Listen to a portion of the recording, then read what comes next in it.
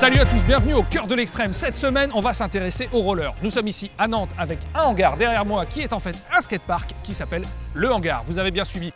Dans ce hangar se passe une compétition de roller qui s'appelle le Harakiri Blading Contest 2e édition. Et là-dedans, on va avoir du roller street et du roller verte sur une big ramp en mode halfpipe. Tout ça, évidemment, c'est juste après le générique.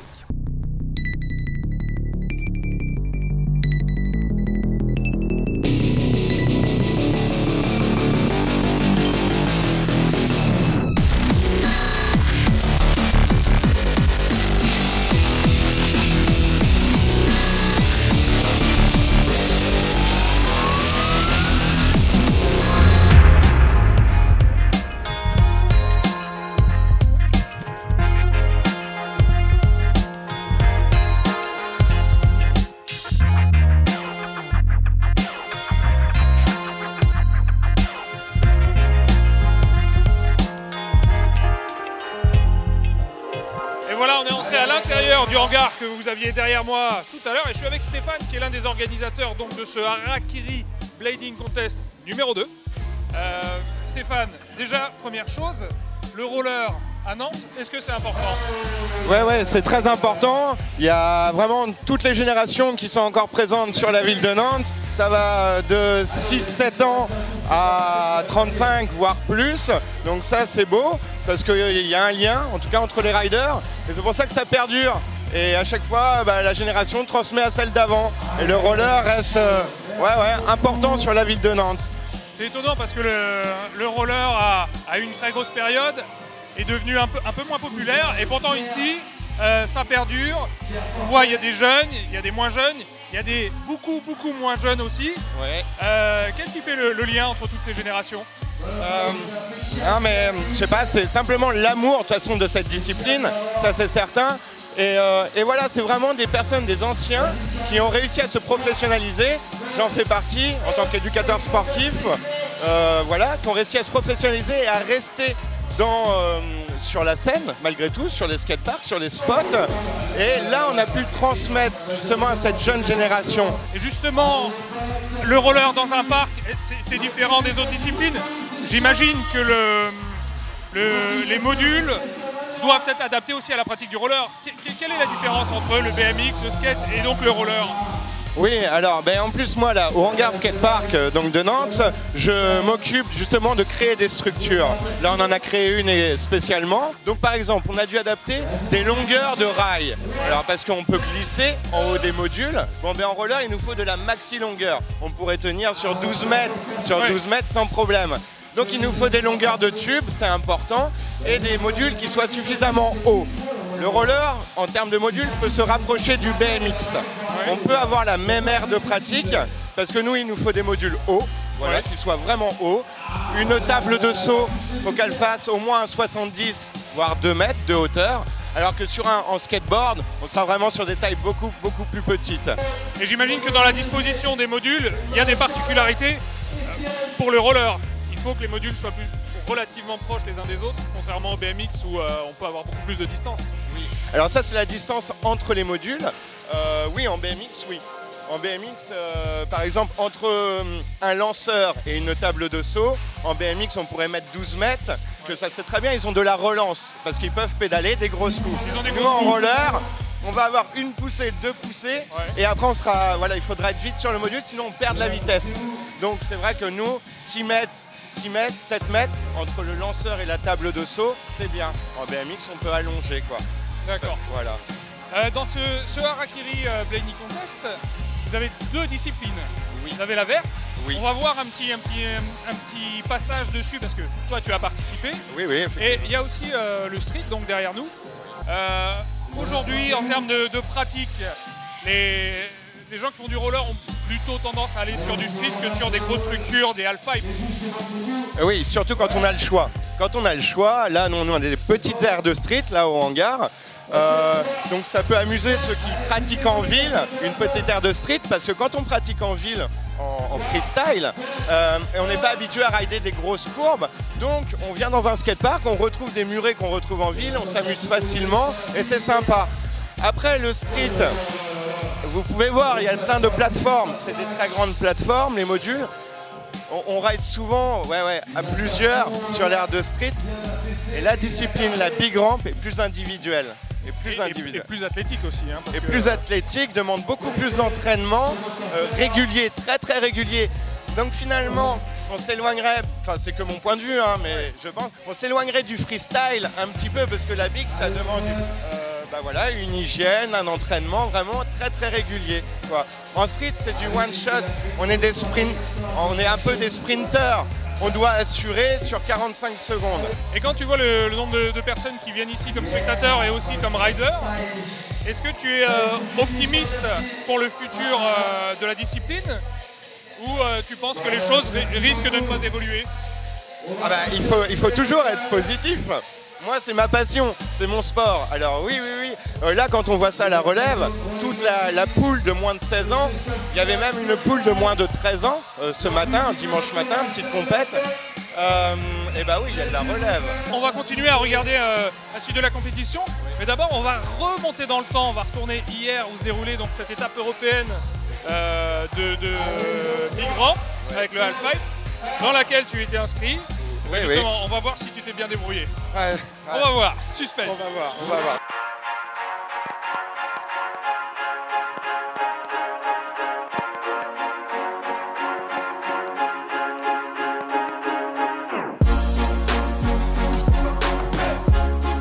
L'amplitude est très très important puisque tout ce qui est en dessous de la barre métallique, qui est le coping, tout ce qui est en dessous, ça compte presque pas. Les figures ne comptent pas, donc il faut vraiment que ça se passe dans les airs pour que ça soit comptabilisé. Plus on va haut, plus on a de points. Après, il y a la difficulté, ça va être le nombre de rotations, les sauts périlleux, tout ce qui est engagé avant-arrière, et puis les rotations simples, voilà. La technique, et après le style. Alors le style, ça va être la propreté de la figure. Voilà, le style, ça va pas être j'ai un doigt en l'air ou je me... C'est vraiment la propreté et le maintien parfait d'une figure. Il y a 2 passages de 45 secondes et les juges vont garder le meilleur des 2 runs. Voilà, 2 passages de 45, on garde le meilleur des 2, celui qui a rapporté le plus de points, et voilà. Et donc la moyenne d'âge comme ça sur une épreuve comme aujourd'hui, elle est de combien d'après toi? Là, elle est plus élevée qu'en street.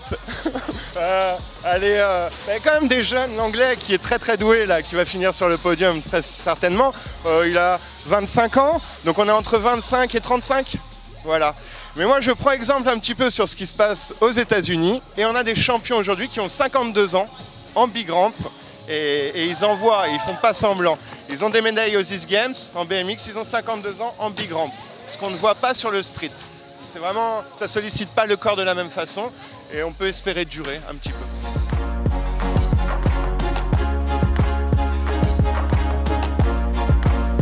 Chez les féminines, la Suissesse Dania Amann, seule en lice, remporte évidemment sa catégorie. Chez les hommes, l'Anglais Rich Parker, comme prévu, se situe sur la première place du podium devant Lamine Fati et Stéphane Chautard. Résultat 3e, on peut être content parce qu'on est sur le podium, à côté des copains. Et ouais, c'est chouette quoi. 2 Français sur le podium et un Anglais en première place. Donc on peut être content. Mais bon, on veut toujours faire un petit peu mieux, hein, donc c'est... voilà quoi. Moi c'est pas mal.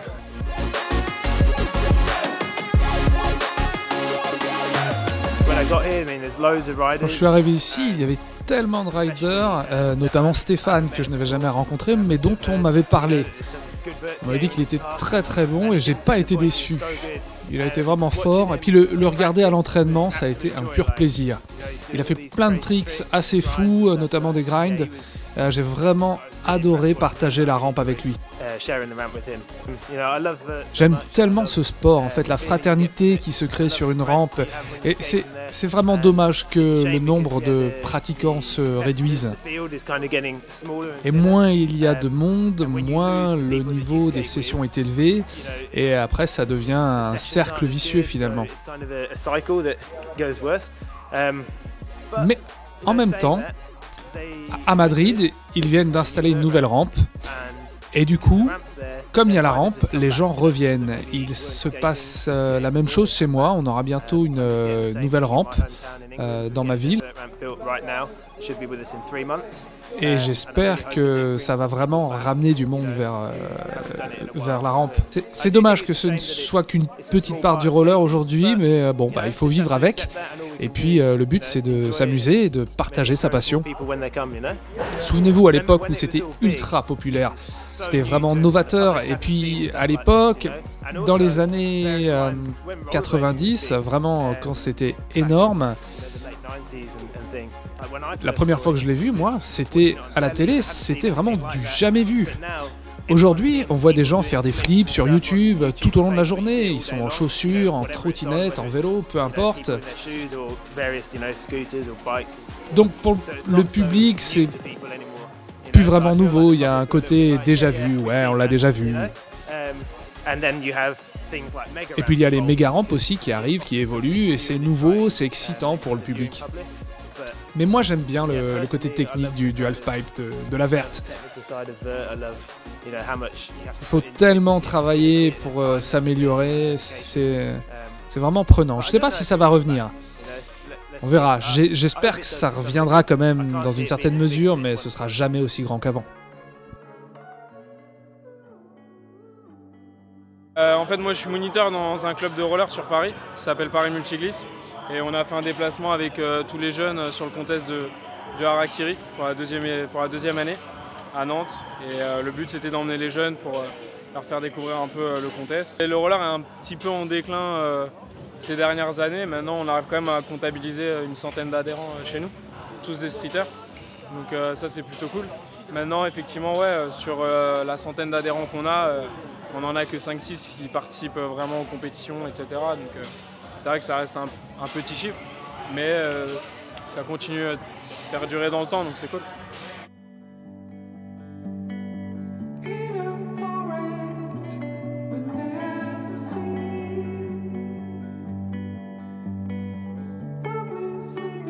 On va profiter d'une pause dans la compétition pour avoir quelques mots avec l'une des icônes du roller français, c'est Romain Godner. Bon Romain, qu'est-ce que tu fais ici à Nantes, loin de tes bases ? Je suis venu pour le Harakiri Contest. Donc je pense que c'est la deuxième édition. L'an dernier, je n'ai pas pu venir, j'étais sur une autre compétition. Donc je suis venu pour supporter un peu le staff de Nantes parce que c'est bien qu'ils font une compétition. Avant, il y avait le Gladiator Contest, mais ça a été arrêté. Donc je suis venu voir comme ça. On va dire que j'ai vu de la lumière et je suis rentré. Et comment tu le sens? Donc hier, il y a eu les qualifications, qualifié en finale. La finale, c'est tout à l'heure. T'es venu juste pour visiter ou t'es venu pour repartir avec un petit cadeau?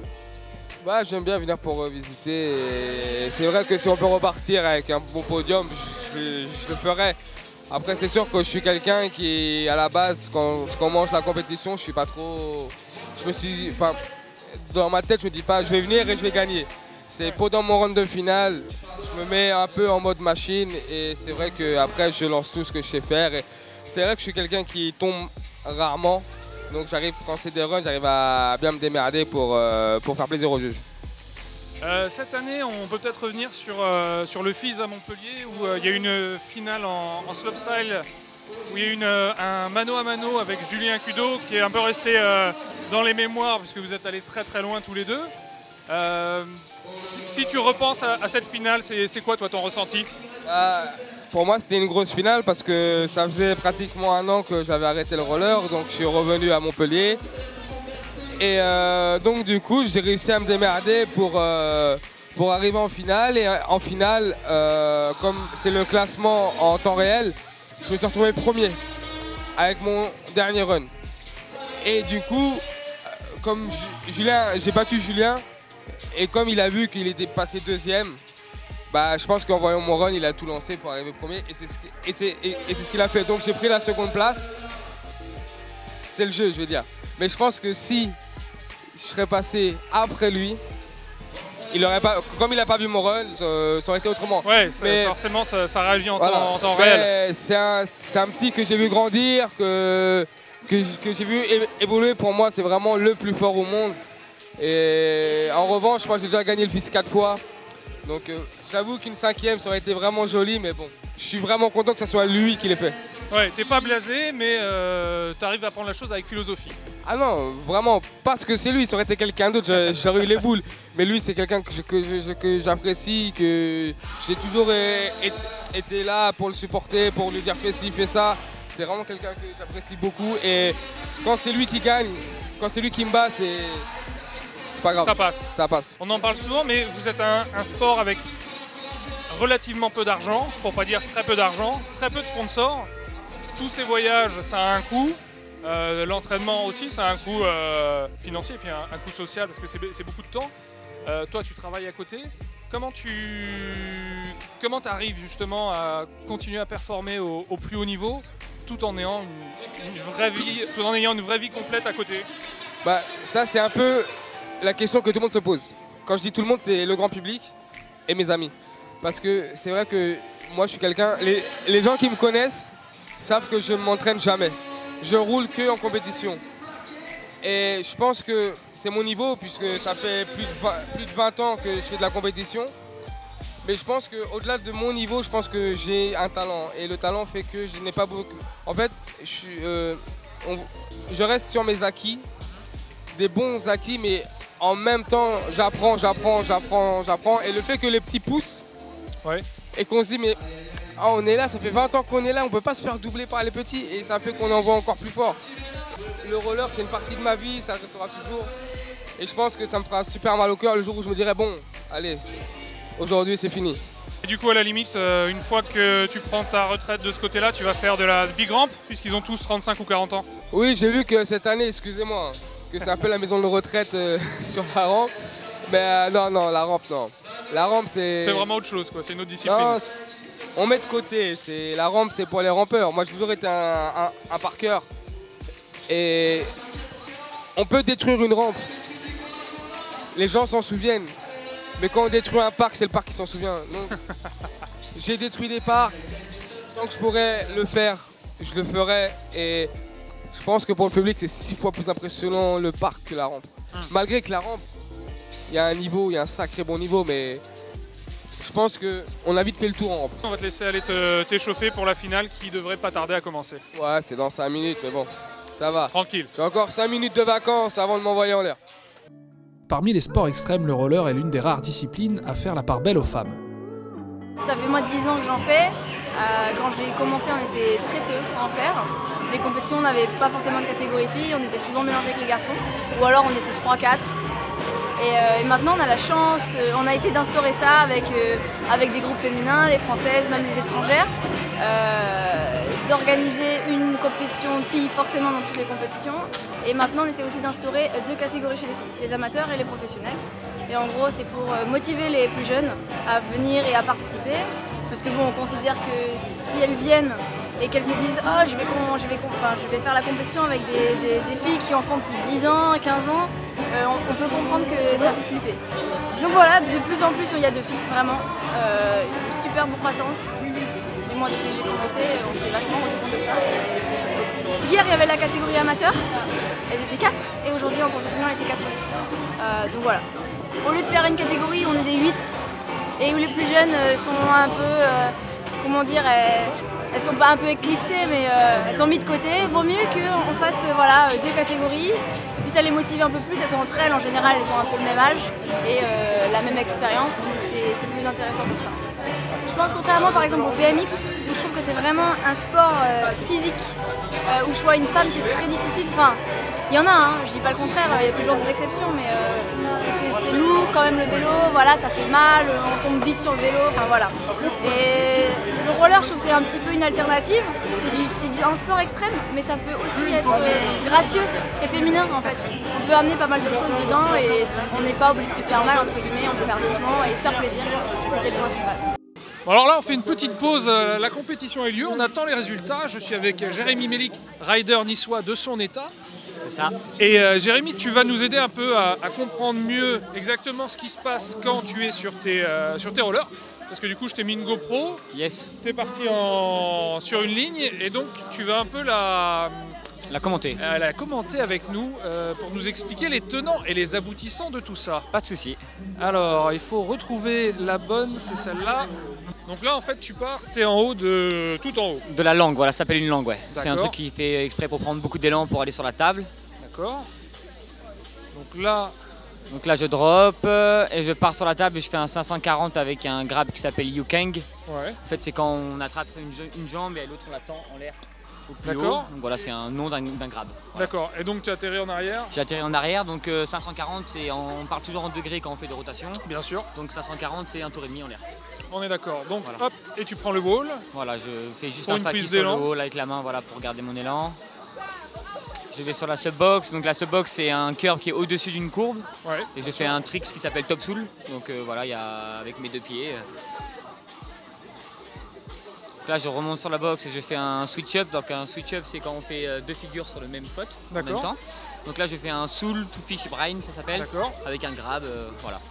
Attends, il commence à pleuvoir, donc je vais essayer de couvrir un peu l'ordinateur parce que sinon tout ça va nous coûter très très cher. Ok, donc Donc là, je reprends la vitesse.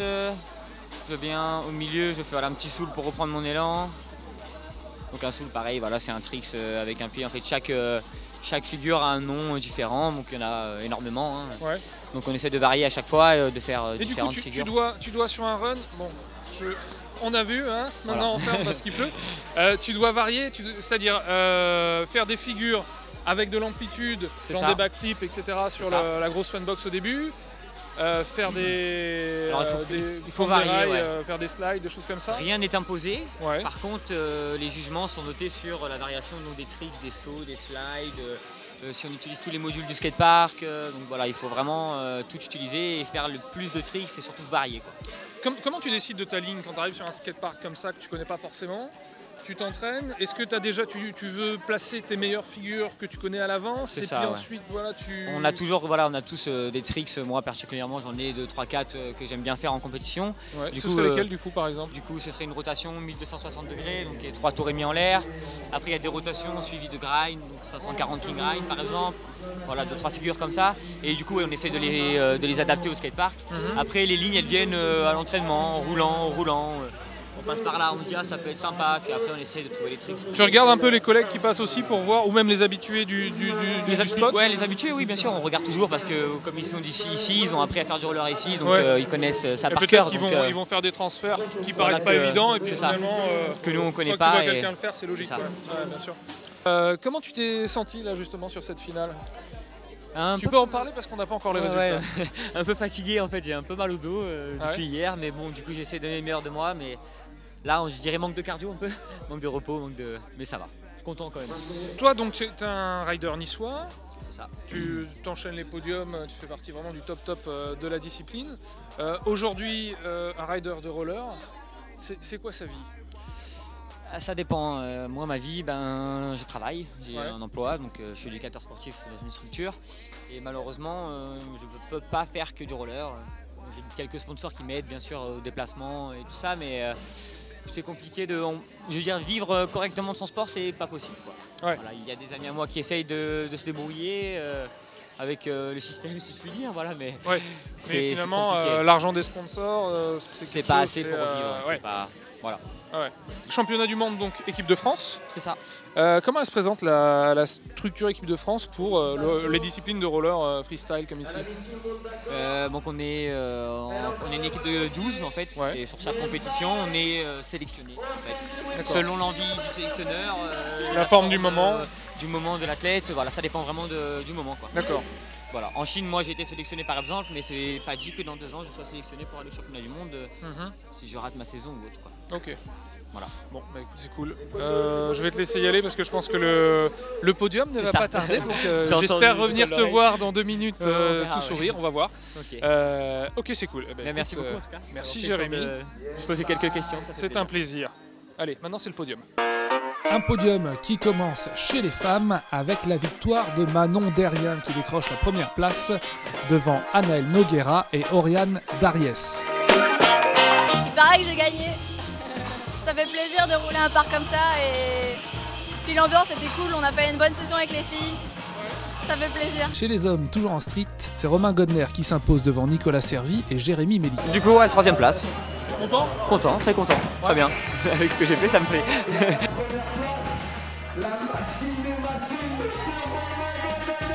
Et voilà, c'est terminé ici à Nantes avec le hangar du hangar derrière nous. On est avec le vainqueur, le champion de la journée.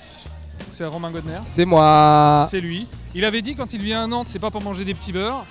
Bah, tu vas pas repartir avec des petits beurres d'ailleurs. Je suis pas reparti avec des petits beurres, je suis reparti avec la victoire. Je suis vraiment content de moi. J'ai vraiment fait ce que je voulais. Des figures impressionnantes, j'ai réussi à tout enchaîner, des gros tricks, des gros slides, des grosses rotas. Donc dans l'ensemble, je suis content. Bah, c'est pas mal pour un vieux finalement. Un vieux, s'il te plaît. Un vieux relatif. Un vieux homme relatif. d'expérience, disons. Voilà, mais en même temps, comme je vous ai dit, je fume pas, je bois pas et je mange sainement. Donc, ce qui fait que, avec le peu d'entraînement que j'ai, j'arrive quand même à monter la barre haute. Voilà. Donc vous, chez vous, on boit pas, on fume pas, voilà. On fait du roller. C'est toujours les protections. Jamais oublier le casque. Et toujours le casque. Ça marche. Bah écoute, merci Romain de nous avoir accueillis ici, parce qu'il faut dire, bon, c'est toi le patron. Ah, quand même pas. Maître des lieux, je dirais. Le maître des lieux. Eh ben, merci Romain, bravo encore pour ta performance. Et nous, on se retrouve la semaine prochaine au cœur de l'extrême.